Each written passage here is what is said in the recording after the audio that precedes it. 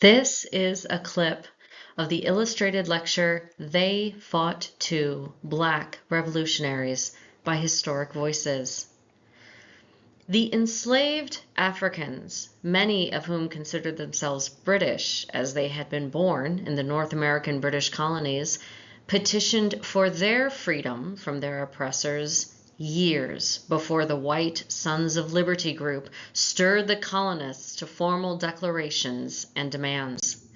In 1773, the enslaved Felix Holbrook, along with 3 other authors, delivered a petition to Governor Hutchinson and the Massachusetts General Court from the, quote, many slaves living in the town of Boston and other towns in the province, end quote.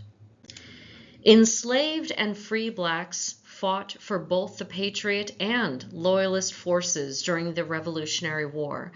According to one historian, between 5,000 and 8,000 black Americans ultimately served in the American Continental Army and at least 20,000 in the English forces.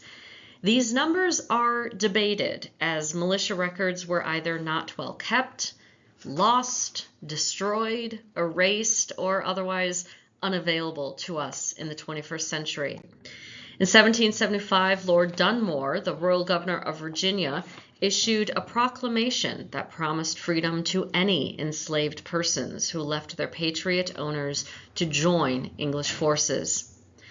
Black troops also fought for the patriot cause, often serving for years in the Continental Army.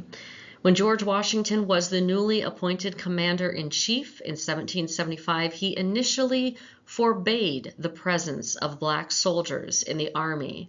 However, each colony, indeed each recruiting officer, made their own choice whether or not to obey that order.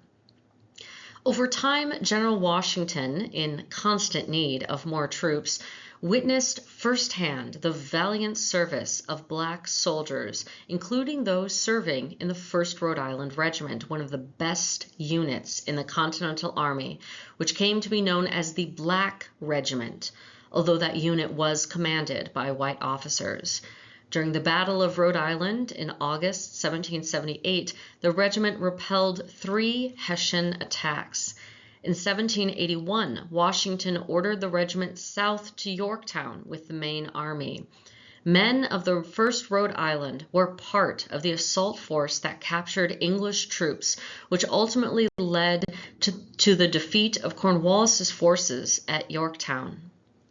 Please join me at my lecture, They Fought Too, Black Revolutionaries, to learn much more about so many amazing African Americans who were part of the founding of America.